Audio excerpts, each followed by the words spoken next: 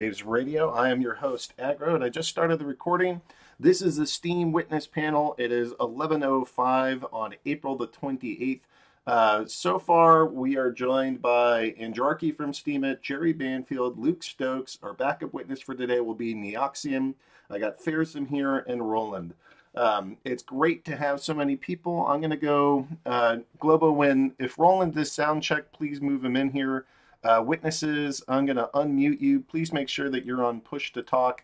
What I'd like to do, as we get going with these things, I think it's been successful to just sort of invite Andrew Levine, who is also known as Anjarki. He's the director of content for Steemit Inc. And if some of you don't know, there's steemit.com, which is a website, that a lot of people use to go access the Steem blockchain. There is Steemit Inc., and that is a blockchain development corporation run by Ned, and Anjarki is the director of content for them. And then there's a third one, and then there's Steem, which is like the blockchain itself. So just so that everybody has some common language that we can all refer to. All right, so I need Neoxium. Please go get sound checked with Globocop. When Roland is ready, please drag him into the live on air. And until then, Anjarki, I have you unmuted. Can you unmute yourself and come say a quick hello to us? Anjarki. All right, maybe I don't think I'm muted in the chat. Am I not lighting up? Okay, maybe I need to fix my Discord real quick. And then I should be on, whoops, not that. User settings. Sorry, guys, I'm having my own it's voice activity. We can just try that. Okay.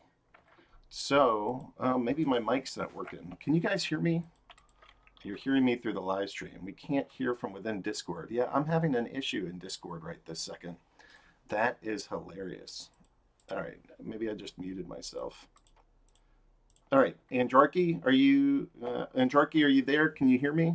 Yeah, people could hear me on the live stream, but they couldn't hear me in Discord. It looks like Anjarki has just unmuted himself. Anjarki, how are you today?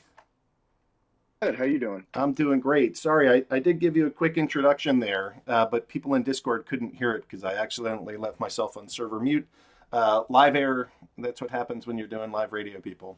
So it's great to have you here. Thank you, Anjarki. I did give you a nice warm introduction, which the audience was able to hear and will be recorded. I know you didn't hear it, but it's great to have you on the show, and thank you for being here. I'm sure you did a great intro.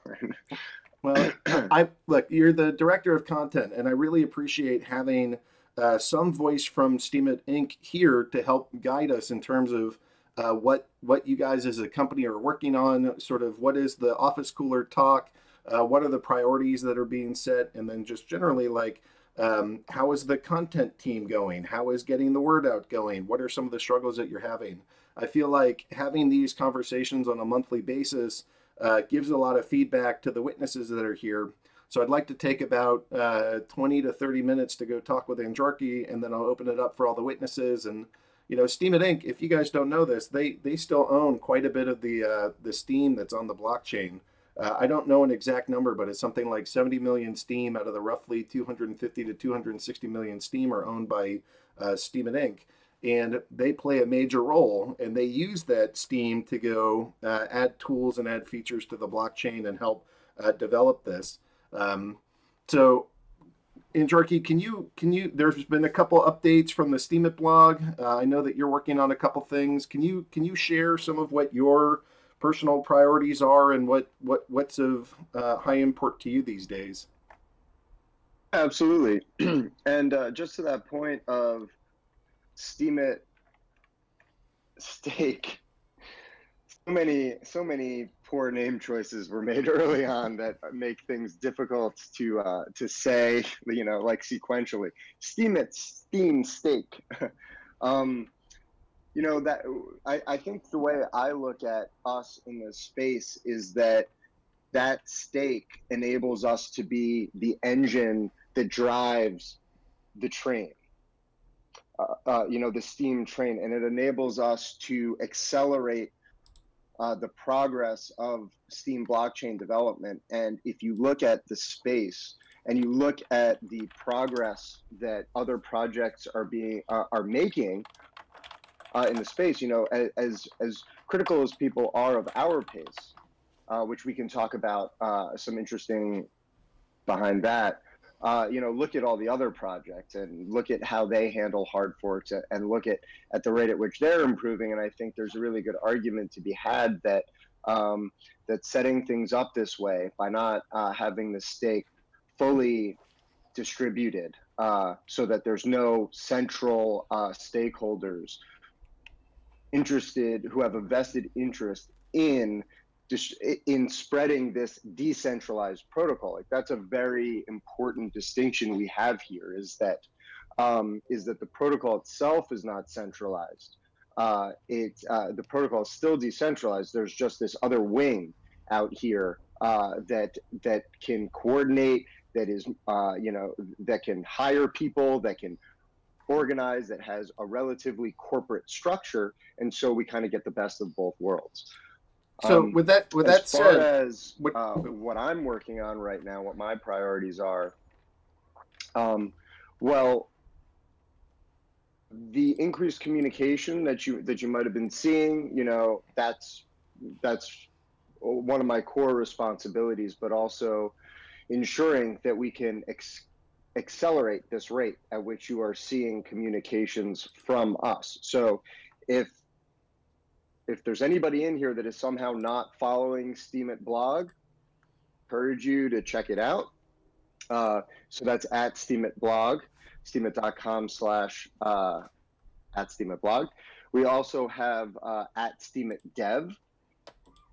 That's a blog that's maintained by our developers and that is geared more towards the developer community. And so one of my primary responsibilities is getting the back end, so to speak, not the code, but the back end structures necessary to ensure that we can, everyone in the community and everyone in the outside world, as frequently as possible. Ideally you'd have content being produced every day, right? But that's a lot easier said than done, and it requires a lot of people, and it requires a lot of people who have a nuanced understanding of the technology that we're dealing with. So that's been recently you guys put out a dev portal update. So I saw that is up there. We saw Steem is now listed on another exchange, and then there's another one that there were some new Steem developer resources. So there's a couple of things that are happening. Can you give kind of a bird's eye view of what you're seeing is in development that is that might be new, that especially minnows that are listening, but just the platform as a whole? Can you kind of update us as to what's going on with the Steem blockchain and some of the latest developments? I mean, there are kind of two elements there. There's what appears to be a burgeoning advocacy department within the organization that we're basically trying to bootstrap here. And so we've got a developer advocate who is full-time, and he has multiple people working with him to improve the dev portal. But their responsibility is a lot more than just the dev portal. That department is going to be tasked with building out developer resources generally. As far as developments with respect to Steem, yeah, we got listed on Huobi, which was not an exchange I've ever heard, but it's got the volume of Bittrex, so it's huge. Where many of us may be like Western centric, so we don't see it like that. But imagine an exchange 4 times the size of Bittrex hosting us that was an American or a British or European exchange, like what that would mean. So I mean, I think it roughly means the same thing. It's just in Asian markets where Steem has remarkable traction. And so actually Ned will be heading out shortly to Japan and Korea, or at least South Korea. He'll be doing a meetup there and a talk there, and we're gonna try to foster that growth in the Asian markets. Though, I mean, the truth is, and this kind of answers one of the questions you brought up a while back, you know, about how do we think about our problems. And the first thing I thought of, which is something I've been thinking about a lot, is that across the board, across departments, trying to solve are unlike any problem that anyone else has ever solved before in many ways. I mean, obviously there's overlap, but it's like everything is different. You know, our growth rate is phenomenal. Our user acquisition costs are basically zero by industry standards, and growth is extremely healthy. And so, you know, question, well, how do you deal with the question of growth? You know, do you try to pour gasoline on the fire? And then that brings up scalability issues, which every software company that is rapidly growing deals with. Scalability problems, for those who don't know it, is just another way of saying fantastic growth, by the way. You know, people tend to forget this, but you only run into scalability problems when you're achieving massive growth. And so one representation of that would be that Steem is now regularly processing more transactions than every other blockchain on the world combined. And when it's not doing that, more transactions than the top 75% of blockchains combined. We're always processing more transactions than anyone else. Ethereum is no longer ever close to us. But usually we're processing the majority of transactions. So people are using our blockchain. It's the most used blockchain. There's nothing we have to do to encourage people to use it more. That seems to be that is, as of now, happening all on its own, which is why why our top priorities are what they've been for about the last improving signup, deepening our scalability runway, you know, continuing to expend healthy amount of resources into ensuring that Steem will always be able to process 4 times as much traffic on the blockchain in a given day. So this might be something this is actually interesting. I just learned this this week, because we had a big meeting at our headquarters, which we can talk about more if you want. But the block size of Steem is a compromise between trying to keep the nodes as small as possible and ensuring that every time you click upvote, every time you click post, you know, your action seconds. And so the block sizes have to be about 4 times bigger than the average. I'm probably not getting that exactly right. But, you know, so if you go and you look at the blockchain, most blocks should be about a quarter full. For spikes in usage, then the blockchain is capable of handling that, because as a social blockchain, you can't you can't have the backlogs that a blockchain like Ethereum or Bitcoin might be able to have, because people basically don't have a choice. They have their tokens, they have a transfer that they want to go through, and if it's going to take 4 hours, then that's how long it's going to take. Hours have to work every 3 seconds, which I think actually people don't think about what a massive impact that actually has on its utility as a token. Because what that means is that we're doing all this work to support social interaction, but the consequence of that is also guaranteeing that of course, the transactions are always feeless, which is huge, but also that if you send a token, it's going to get there in 3 seconds, which is still an insanely unique property of a token. You know, people still do not talk nearly enough about, or at least are aware enough of, and this could be a shortcoming on our part, the properties of Steem as purely a monetary token. It's still incredibly valuable. So I've ranted quite a bit here. Do you want to recalibrate me here? Yeah, Is there anything? no, that was pretty good. The you mentioned that there was a big meeting at Steam at HQ. Do you want to go fill us in on what the purpose of that was and what you're working on, or what was the message that was being delivered there, so that we know, I'm always trying to get a glimpse into what are the priorities, what's the mission, how are you guys executing on that? I know the entire community is sort of focused on hive mind or communities. They're focused on velocity. The only questions that came through when I put out a post were about the sort of sign up process and making that easier. And then, so you have communities, you have velocity, you have SMTs. So I know that there's questions around the sort of development of those. There was a question from, I think it was TechSlut, that was asking about retention and user retention. What is Steem Inc. doing, or is that within the mission? Because part of this comes back around to, like, what is it that you guys see your role as? How are you executing on that?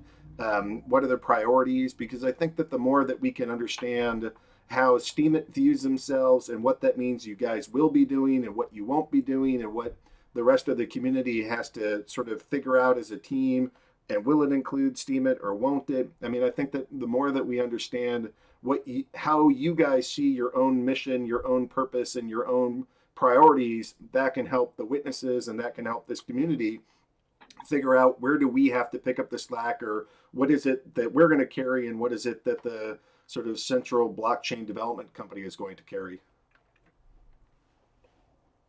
Well, the truth is, we're just kind of making it up as we go along. I'm just kidding. Sorry. Yeah, no, those are great questions. Those are really, really great questions, and I'd say that those are the questions that we're asking ourselves.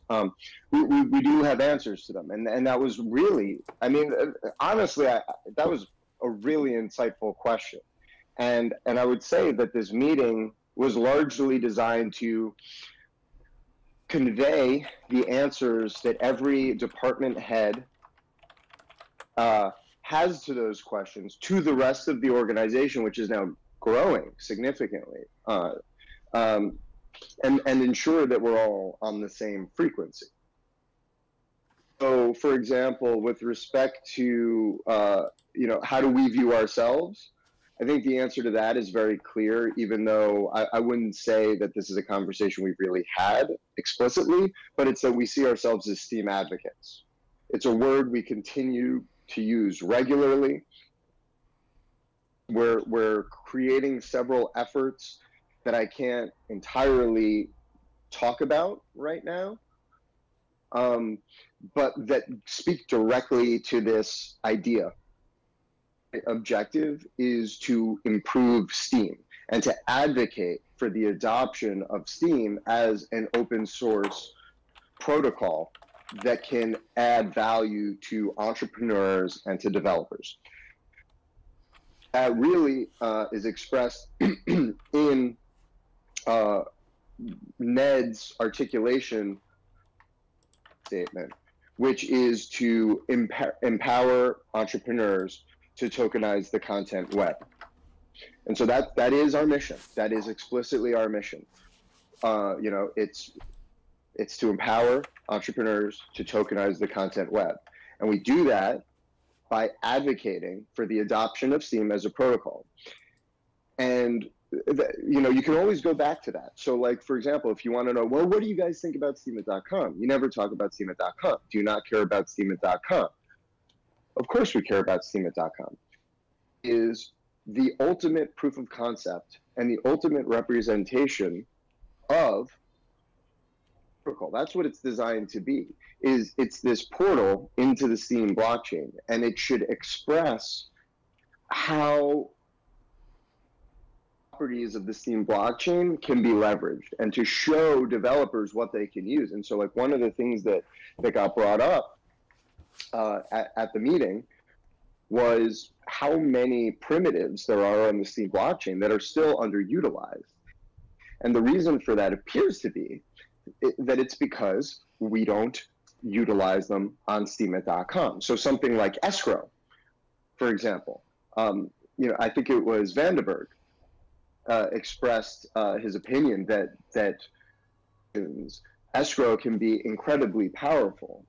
And so, I mean, I think there's two answers to this. There's the developer resources, which progress has been moving rapidly. We're very excited about how rapidly progress is being made on developer resources with things like the dev portal. It is not something we necessarily anticipated.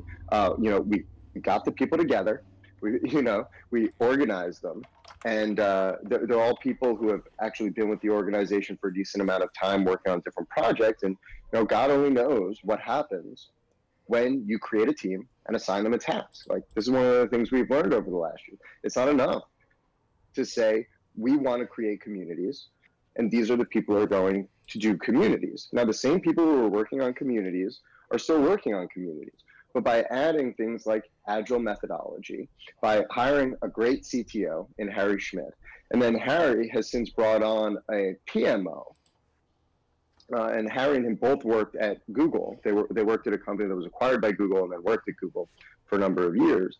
And they're bringing all of the expertise that they've got from the outside world, from the real tech world, from the world where people actually build, real products that millions and billions of people wind up using. They're bringing that experience to these teams who are brilliant and who are great, but it's that combination of the organization, the experience, the knowledge, the organizational knowledge, and the knowledge of the blockchain and what you can do with it when combined, that creates the output.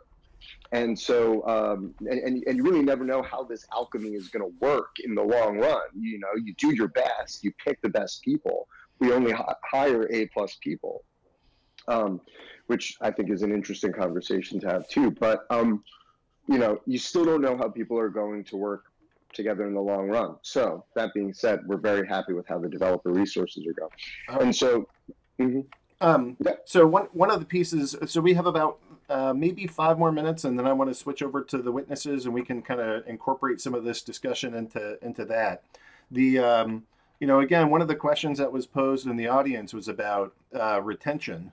So I know we want to do Steem advocacy, but we also want to retain the Steemians that we have. I posted 2 images. At Penguin Pablo does a nice job of putting together stats. Yeah. So I'm excited that we're up to 67,000 active users. Back in November when I was looking at this, we were down to about 30,000. So we've literally doubled the number of active accounts. So on the one hand, I want to go give quite a bit of praise to this community, and I think that the price rising and how we have other exchanges coming on, which introduce this as a tradable token to more people, which drives more people to own it, which increases the price, and then those people want to go, it increases the value, so more people want to be here. I do think there's going to be a positive feedback loop.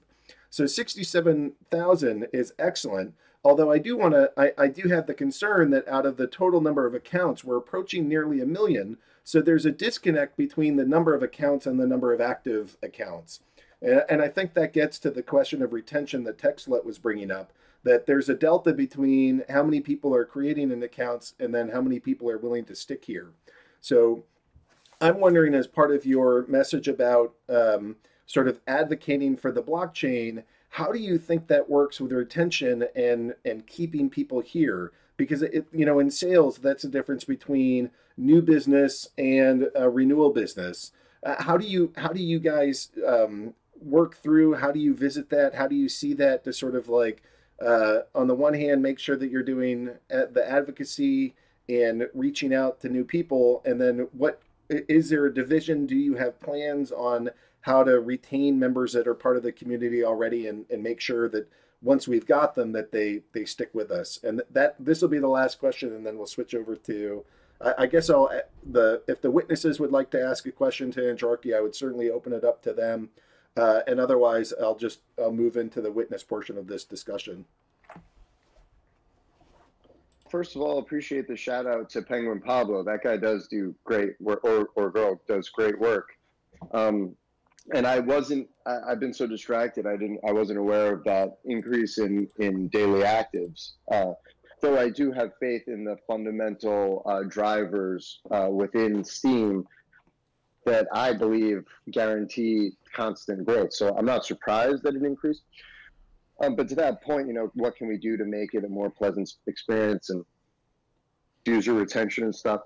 That's a really good question, and I think it's really good because it can lead us down a rabbit hole that almost never ends.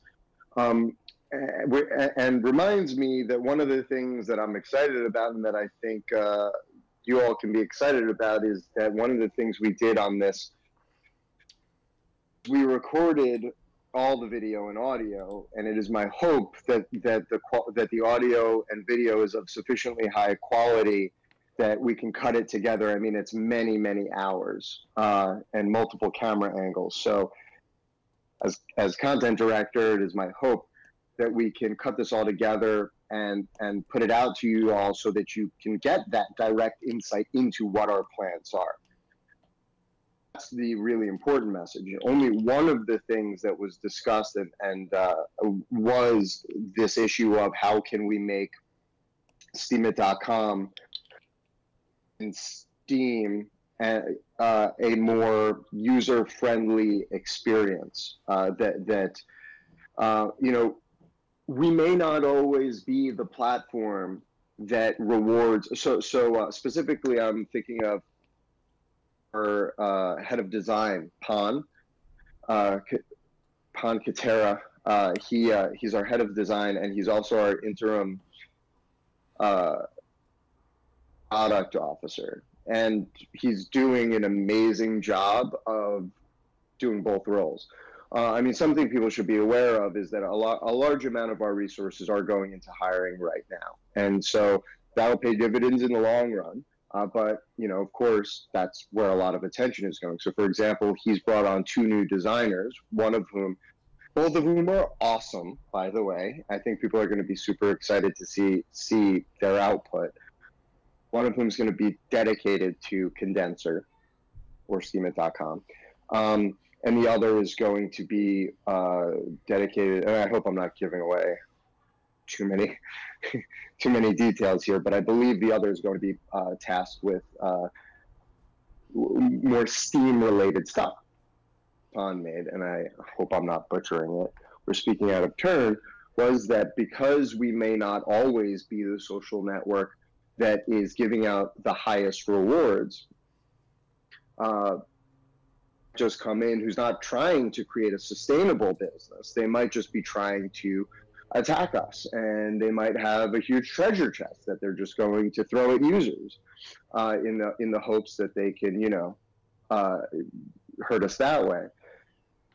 And so his response was that we have to make it a really engaging experience, a really great social experience, and a beautiful experience that people want to use regardless of the monetary aspect. We've gotten very far on that, and it's fueled a lot of our growth, and we're still very far ahead of them when it comes to that aspect, but it's not a very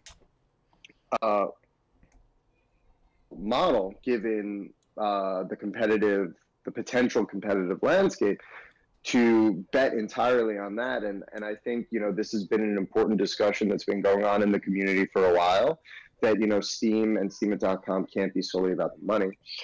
So it is, and we were looking at comparisons of Medium and Reddit, and in the presentation, my God, I really hope I'm not spoiling it because I really loved his presentation so much. But he highlighted the point that while Medium is beautiful and is incredibly successful, it's in the top 200 in the world website-wise, Reddit clobbers it on every meaningful metric. And in fact, Reddit clobbers YouTube in almost every metric, especially time spent on the site. 4 or 5 times, people spend 4 to 5 times more time on Reddit than they do on YouTube, which is a video platform, which is crazy because video is widely seen compelling form of rich media that is the best at retaining users. And even Reddit now is moving towards video, which I'm sure will only help its numbers. But so this fact that, and Reddit's number 4 in the US, number 6 in the world, something like that, or I might have the numbers mixed up. So, it's an incredibly successful site, and we have those bones. So there's no reason to think that, with some better design, with our token economics built into it, that we can't move in that direction. And one of the things he also mentioned was that there's no reason we can't have better integration with DTube and DLive. The key to the answer, I think, and one of the really fascinating parts of his discussion, which I hope you'll all check out if and when we do release it. No promises on whether we release it at all.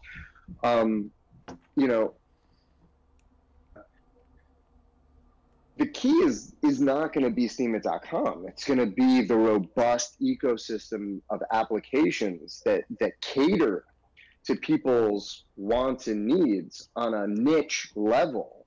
And how they integrate with one another, and he goes into some detail about his plans for that as CPO, for how we can move in that direction as and how we can help move the Steem ecosystem in that direction of having this great ecosystem of apps that all integrate with one another. I mean, imagine that. Imagine, your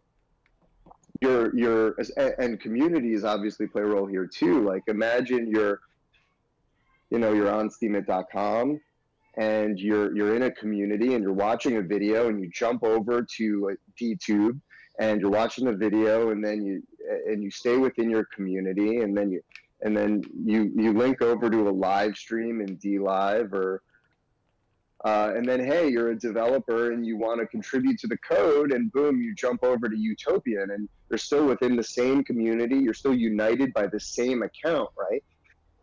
This is one of the things I personally believe to be a really undervalued aspect of the Steem blockchain, this unifying identity information that enables apps like DTube and DLive and SteamPress. Oh my gosh, Pon showed us the numbers on SteamPress, which were absolutely amazing.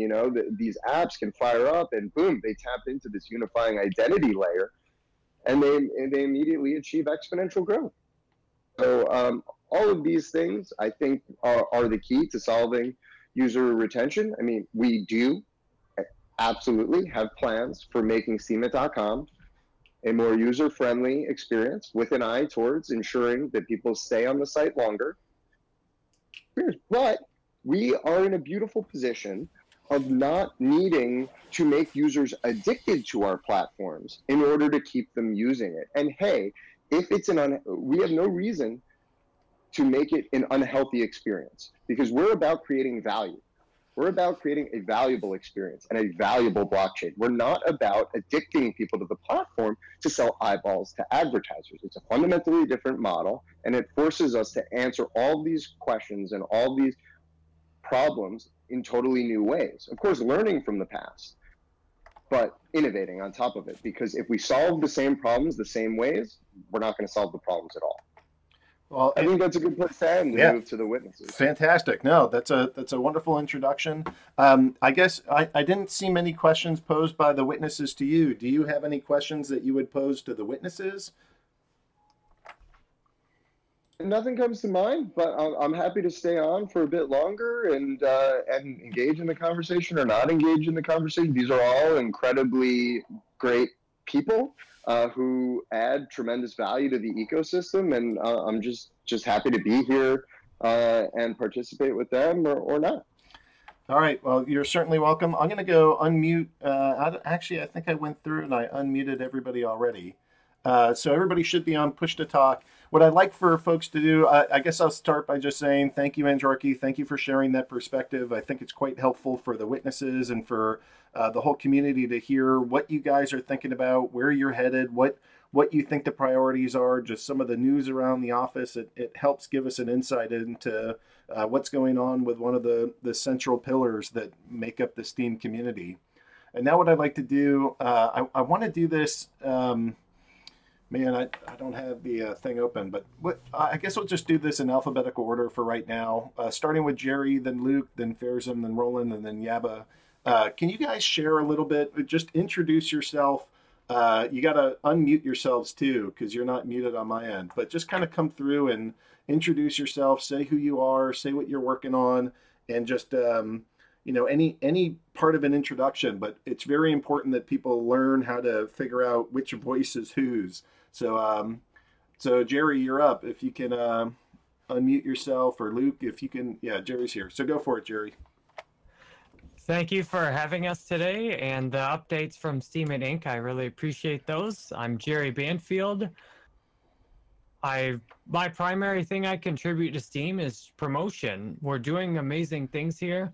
I care a lot about each of us, our voice having a value, meaning when I share something online, getting a piece of the value I created on the internet back for it.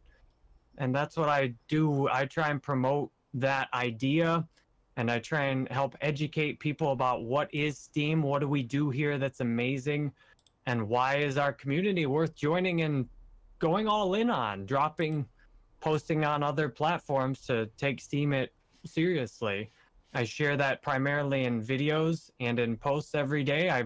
I hit all angles of digital marketing, basically. I'm doing $1,000 a day or so on YouTube and Google ads right now before the ban sets in, trying to tell everyone about Steem with the resources we've given.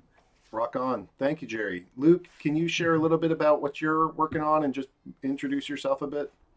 Hello, thanks. My name is Luke Stokes, and I ran a business called Fox Scout for 10 years. I'm an entrepreneur and a programmer. So I try to take technical things and explain them in simple terms that people can understand. So I try to explain what Steem is working on, what's going on in terms of cryptocurrency in general, just cryptocurrency education.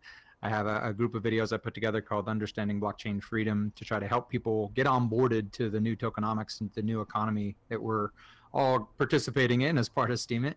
I also run a couple reports. I have a weekly exchange transfer report so we can kind of keep track of who's cashing in and who's cashing out, and also a monthly witness engagement report to kind of let people know who is voting for witnesses and who's not, and how we can all participate in that process of securing the blockchain.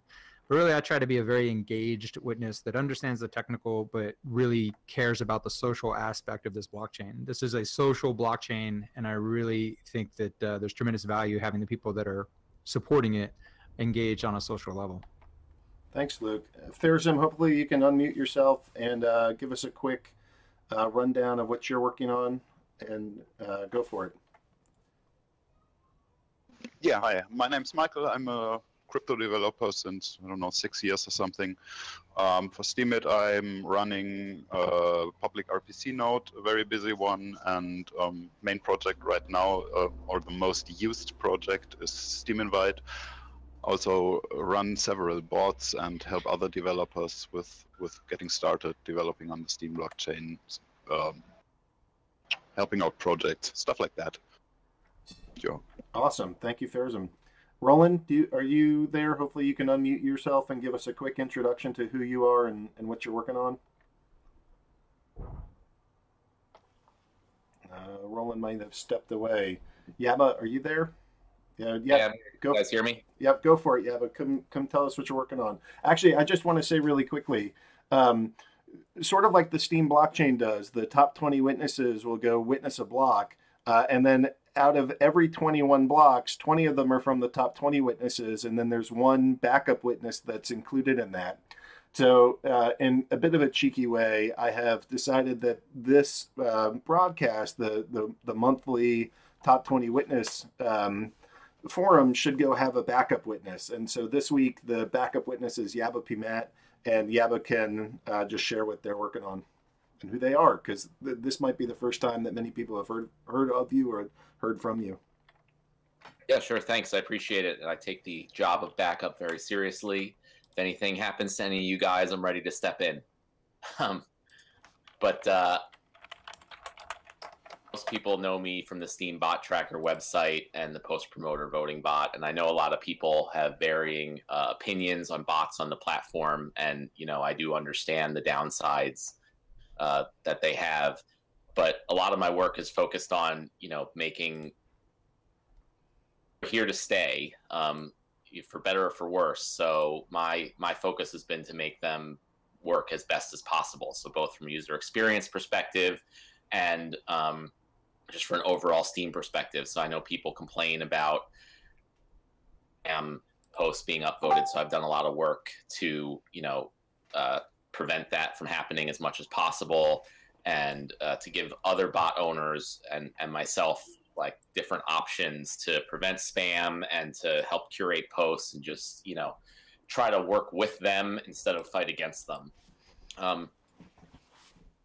Recently, I've actually started on a few other large projects that are going to take a while, but I hope over the next few months I can release some of those. And they're totally unrelated to bots or any of that. So I can't say too much more right now, but hopefully you guys will see a lot more from me pretty soon. Rock on. Rock on. The last person that I've invited here is Follow BTC News. Follow, do you want to come introduce yourself as well? Hey everybody, I'm Follow BTC News. Glad to be here today. I've run a little bit late this morning. I've been at the farmer's market.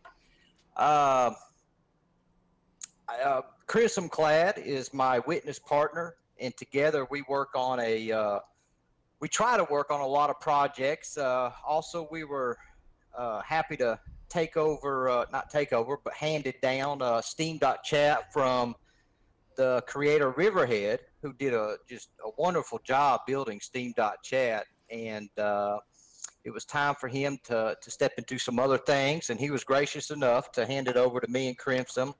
Gandalf, GTG, is actually doing a lot of that. He does a lot of the technical stuff, the server work behind there.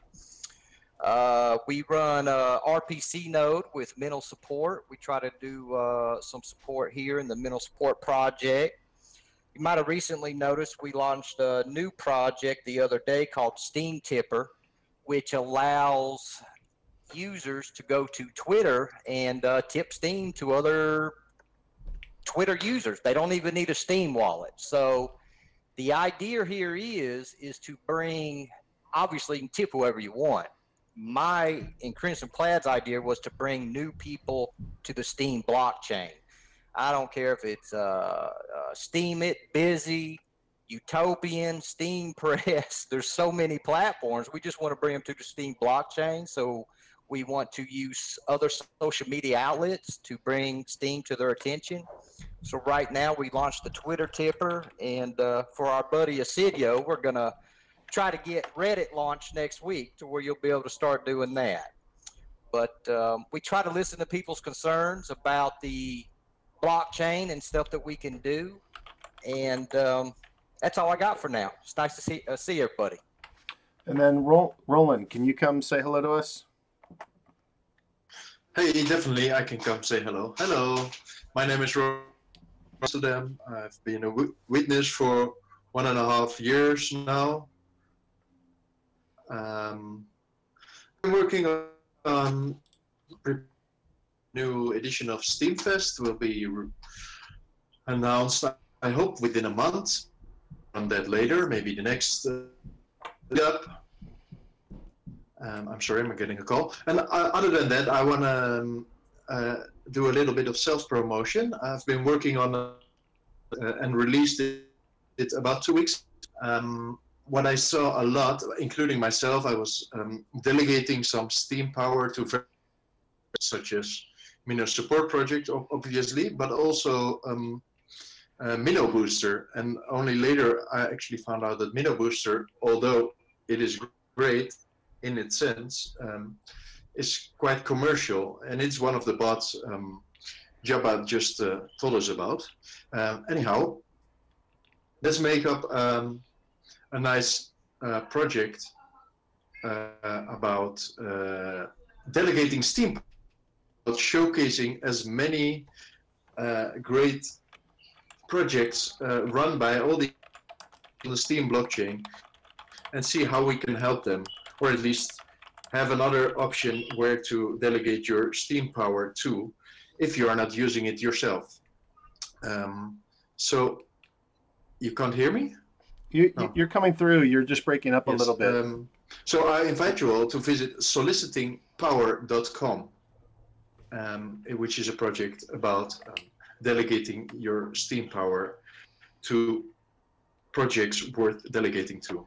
Yes, solicitingpower.com. Rock on. Thank you. Thanks, I Roland. hope, That's a great intro. All right, so I'll just go last real quick. Most of you know me that are in the Meadow Support Project and the Peace, Abundance, and Liberty Network. I founded this place. I help find a lot of the witnesses and moderators that help manage it on a day-to-day basis.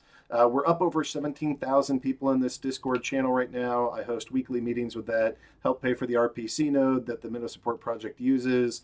I'm working on a business called Steem Monsters, trying to get that out as fast as we freaking can. I run Love Juice. Love Juice is a promotional bot, but we spend roughly $80 to $100 giving back to minnows to try to encourage authorship on the platform.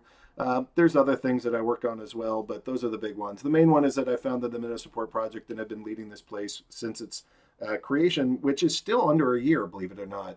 We're coming up on the year mark in maybe a month or two, but so that's what I've been working on. What I like to do is just sort of ask the witnesses, what do you think is the most important thing going on with the blockchain right now? What is, I don't want to say it's a problem or what's a hurdle, but what do you think is the biggest challenge that the ecosystem is facing right now? What do you see that as? I try to keep these things very open-ended because I try not to direct the other witnesses. This is a Liberty network. It's a Liberty platform. The Steem ecosystem itself is very anarchistic and libertarian-minded. So I want to keep these things open-ended so that folks can address it however they feel is important. Which is why if I'm stuttering a bit, trying to figure out how to make a question as open-ended as possible, that's what I'm working on. But what do you guys think is the most critical challenge that the ecosystem is facing? And I don't know. Feel free to take that in whatever order you guys would like. And not everybody has to answer, but you're welcome to. Well, let me take it. I've got to say I'm very optimistic. I see the next challenge in the hard fork and SMTs. Besides technical stuff like scalability, but that's being worked on and we're making good progress there, so I wouldn't even call that a big challenge. And yeah, we have steady growth, everything's going fine, and we'll have to see where SMTs lead. That's open-ended. Yeah, this is Luke talking. I'd agree. I think things are in a really good place. Previously, kind of before Steamfest 2, my biggest concern was communication. And Dreki has done a phenomenal job, in my opinion, of improving communication every month and every week. We were getting great communication on what's actually going on from Steemit. And so then the next big thing that I see is the need to improve the distribution and the decentralization of the actual development of the code. And that's why I'm super excited about the release they just did about the developer tutorials and the code that's there. I mean, this to me is what makes a project go global and be world dominating, is when you have developers all over the world, the best of the best, coming to this place to say, this is where I want to do my development. And I can't emphasize how important it is to see the Steemit team focusing on that, to see them putting out tutorials, putting out really good documentation on the code and how to engage other developers to get involved. And this is so important. And it encourages me even more to get more involved on the core level so that we have more blockchain developers involved. I know Ned said this a long time ago, that the top witnesses, even, we should have more C++ developers. We should have more blockchain developers, because that's how we're going to get fully decentralized. That's how we're going to get past the stigma people have of like, well, Steemit, is Ninja Mind or with Steem and it's centralized with Steemit Incorporated and things like that. The way we're going to move forward is through developers, and everything else that we enjoy as users comes from development and comes from the technical aspect. So we see the surface problems, but really the underlying focus is improving the developer experience. And I see that happening. So I'm very encouraged. Who else? Thank you. Go for it, Jerry. Luke. Thank you, Luke, and Fairseam for starting out. What I see is one of our biggest limitations currently is the availability of Steem. Some of these other blockchains have done really well getting listed on exchanges because it's much easier to list something, for example, that's not its own blockchain, but just is on Ethereum already. Steem currently is not on most of the top exchanges, which simply means most people interested in buying it on most exchanges don't have access to buy it. I'm very excited to see the listing on Huobi, along with Binance this year, and Upbit. Every time we've got listed on an exchange, got a whole lot more buying demand because it's there, but there's still most exchanges not listed on. I'm sure that that's a top priority for, or I'm sure that's a top priority for Steemit Inc. to get on as many exchanges as possible. And then the other thing is simply education. If you don't know about something, if you don't understand why it's valuable, then it essentially doesn't exist. I'm amazed how when I started buying cryptocurrencies, I didn't know about hardly any of them.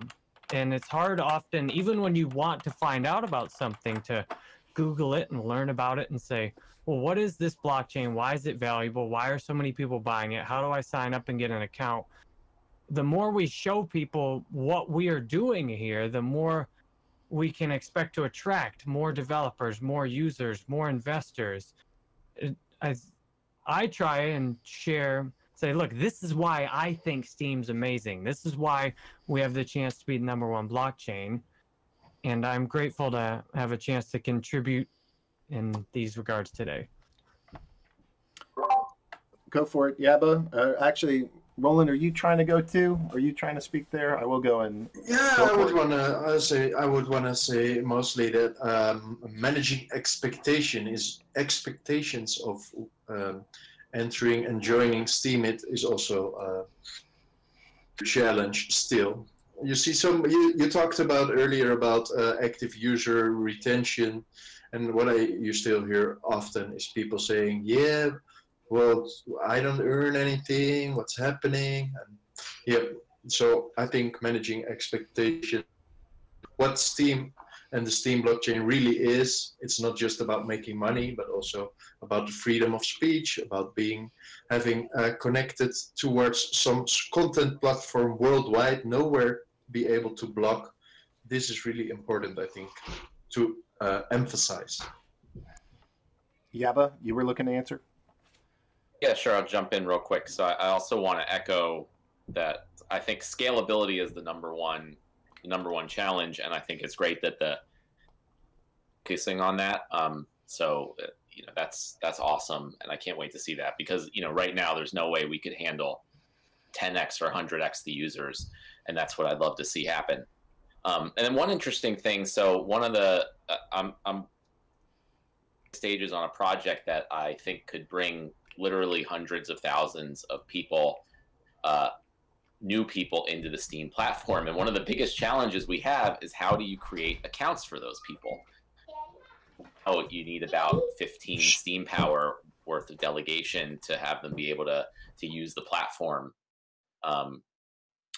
for bandwidth constraints. And so that quickly turns into, we would need millions of Steem power. So I know some of this stuff is maybe addressed a little bit in Hard Fork 20, but it's something I don't hear mentioned a lot. So I just wanted to put it on the radar screen. Like, if we do want to bring millions of people into the platform, which I think is the goal, we really need to think about ways to do that, and to have them be able to transact without running into bandwidth issues for a reasonable amount of money.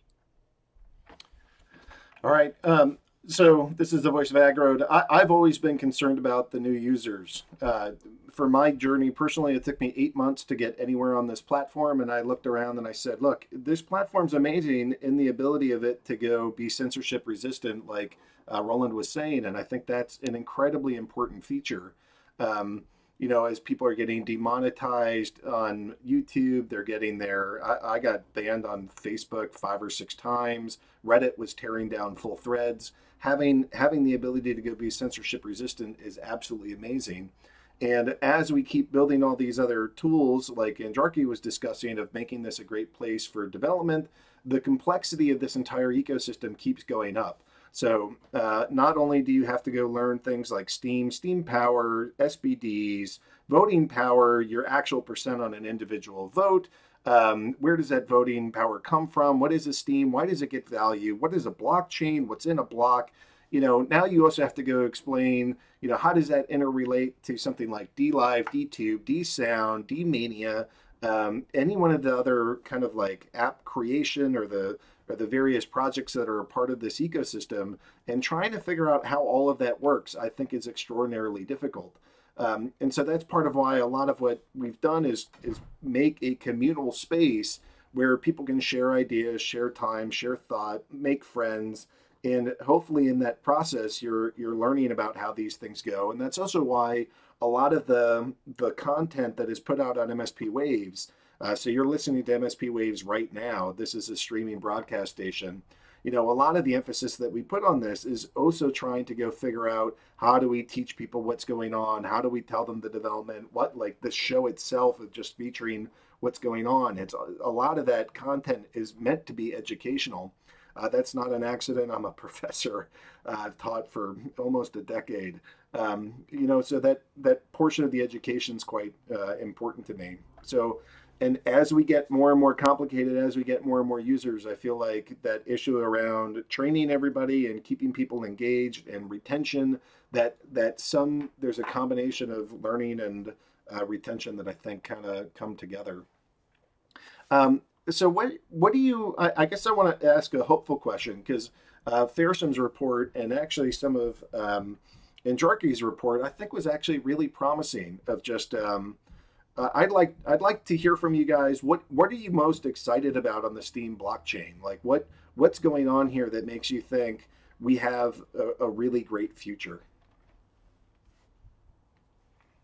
For me, it's definitely all those little and bigger sub-communities like this one you're hosting. But well, referring back to solicitingpower.com, I wasn't aware of many of the projects who were being listed. And for me, it's a true inspiration. I mean, I was 1 week ago in London to this crypto show, which was almost completely organized by Promo Steem from the Steem Promo UK group, by Starkers. And there I met this guy. He was from, I think, Nigeria. And they were just by themselves a way to bring Steem into their local nation's banking system, which is done in Nigeria, as in with many other African countries, by SMSing, texting money instead of having regular bank accounts. And they were just doing that by themselves.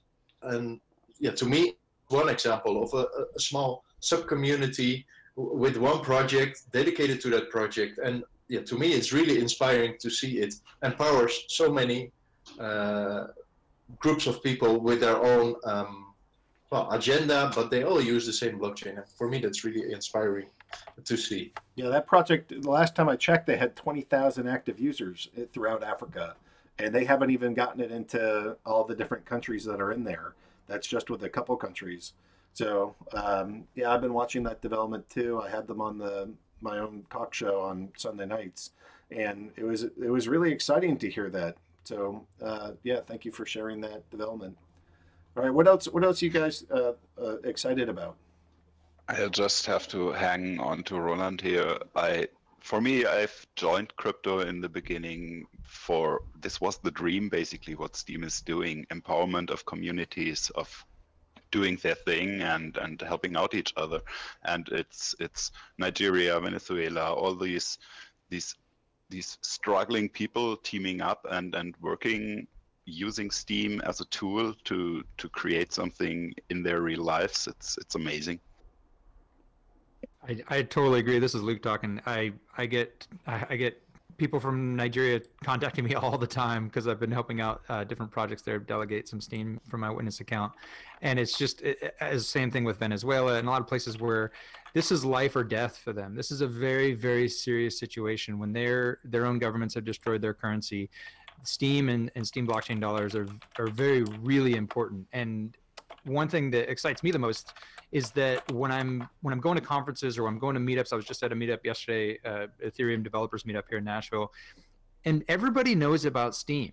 You know, and Darky mentioned this the last time we did a show last month. Like, everyone knows about it. Most of them have accounts as well. And when I talk to different industry leaders, different CEOs, different people, I was just talking to Paul from MetaCert recently, and he's got an account as well.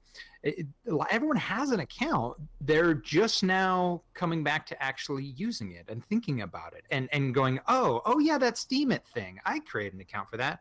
And people are starting to realize that we're a very seriously amazing project that has real world applications being built on it every single day. And I think that's starting to reflect in the token price. I mean, we're approaching all-time highs. You know, I'm hoping we're going to get there. And that directly impacts those people in the countries we were just talking about. When the token price goes up and they have the ability to earn that, and they're, you know, they go from making $10 a month to making, you know, one upvote for, you know, 10, 15 bucks by some, not even full whale, it just changes their life.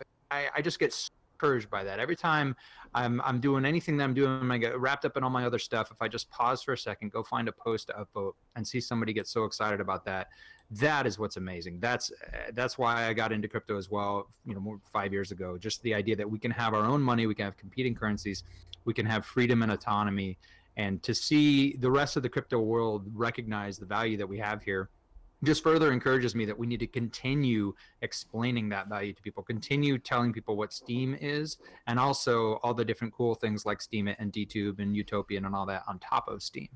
It's a job we can all do, not just the witnesses, not just Steem It Incorporated, but we can all help people explain the value we have here, and it matters to people.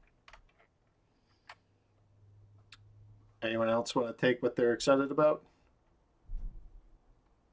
Sure. I'm excited that this Steem has given me a chance to share my voice and cut out the middleman on it. And I see if we cut out the middleman worldwide just a little bit more, there's so many more of us that we can work from home. Like, I think at least half, maybe a lot of us work from home in here. And I'm grateful I have time to spend with my family today. I have time to watch my daughter every day.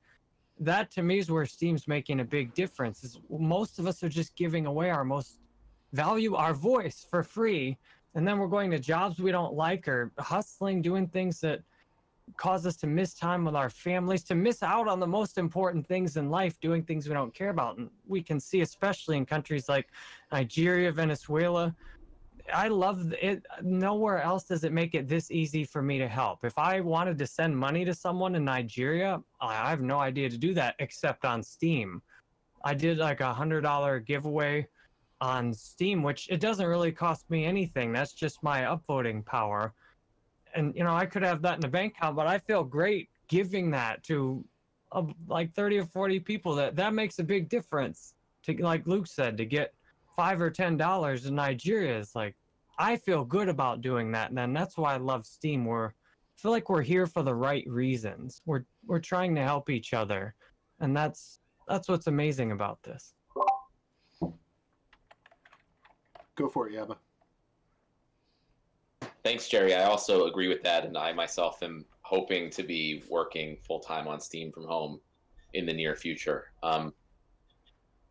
Excited about is the hive mind and communities features, even more so than smart media tokens, because I think smart media tokens by themselves wouldn't work very well without that. It's everything kind of we talked about, especially things like retention, would just be so much better. Users are in a specific community geared around things that they're interested in versus just being on steemit.com or busy where it's just anything and everything. It's kind of hard to find what you want or know what's going on. So I think, you know, if someone comes and they're a little confused, you know, different communities can have moderators and, you know, people specifically to help, and it's about something that the new user is actually interested in. I think it'll just increase retention by itself, you know, many times. So that's what I'm most excited about. So the platform, I keep going back to stakeholders. I think, and this is meant to get to Sir Lunch the host question, not exactly to his, but there's a number of stakeholder groups that are here. And I tend to think that you have an investor class. I tend to think that you have an active blogging class or group. You have developers. and there's a small but growing group of merchants. Can you guys sort of talk to any one of those demographics and sort of how we can help them?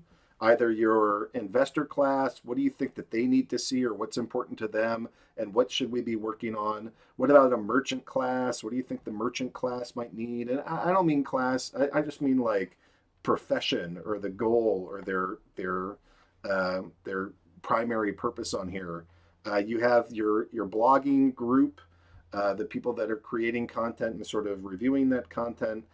So you have merchants, investors, content creators, and developers. Can you pick just one of those groups and just share some of what you think the challenges are that they face, and then what some of the solutions are to those challenges? Hey everybody, this is Follow BTC News, and that's a good question. I know a lot of us have been talking about this lately because there's so many different types of people on the Steem blockchain. And one of the biggest ones are the very large investors that have millions of Steem, but aren't necessarily on Steem to be a content creator or interested in social media. So if you're sitting there with $5 million worth of Steem, you don't have a way to get a return on your money except for the price going up, obviously, on the exchange. I believe so one of the main options, as we all see right now, is for them to lease out their Steem power and get a return that way. Now that's an option we have right now. Some people are fine with that and some people aren't. I think we need to try to come up with a different, new or additional way for large investors or to get a return on their money, their investment, without having to interact with Steemit. A lot of blockchains, POS, have staking. You get staking rewards. They have master nodes. Someone else had actually thought of this idea a while back, and it really caught my attention because I really would like to see if it would be possible for us to create some type of staking or master node system on the Steem blockchain. Technically, right now, I don't know how to do that. I'm gonna be honest. I don't have the technical knowledge to be able for me to actually go write that code. Maybe some other devs do, but I'd like to hear some more talk of a different way for us to bring in how these large investors can earn interest on their money without having to actually interact on social media, on Steemit itself. Sorry to interrupt, but there is interest on Steem Power, about 2%. Yeah, that's not something that everybody in the group knows. There's platform inflation. So there's 270 million tokens. It's 9%ish right now. I'll just call it 10%, which means that there's 27 million tokens that will be created. That's distributed. It's distributed to authors. It's distributed to curators. It's distributed to commenters. It's distributed to the witnesses. And then some portion of that, the hard code says 15%, and it's typically around 8%ish. Of that total interest is going back just to the stake weighted holders, and that's what Fearsome is referencing. Can I chime in here? Oh, yeah, go ahead. I've heard this issue discussed a lot, and I think it comes down to kind of 3 buckets that I think are interesting to note and talk about. There's on-chain solutions, which I've seen some proposals for, basically investor focused adjustments to the blockchain to somehow reward them, say for putting their Steem into a vesting contract that does not actually have influence but pays a higher rate of interest. The second bucket would be solution once SMTs launch, where you can create a coin with different token economics to everybody on the Steem blockchain, and or specific people on the Steem blockchain. And we're working on an oracles solution that will enable people to specify basically who can and can't receive the SMT. So those could be interesting for somebody to think about. And then more generally, just other off-chain solutions. And what I've been seeing is that unless there is just really solid consensus with respect to a solution, it's going to be a giant sink of resources for people, not just Steemit, just general human mind resources to explore these on-chain solutions that have the risk of disrupting what is a relatively stable, complex system. And so personally, I just always recommend that people commit most of their mental resources to trying to think of off-chain solutions. You know, smart Steem, while you may disagree or agree with whether it's positive or negative, what it is an off-chain solution to the problem of having too much Steem power and not enough things to do with it and giving a return. And it's proof that you can launch a business on top of Steem that attracts capital and provides a reward to investors. But then, you know, anything else, you know, with SMTs, granted, they're not launched yet, and that deters a lot of people. But at the same time, if you spend this time coming, we're going to launch them. We're going to launch them, and we should be relatively on time with them. Progress is going well.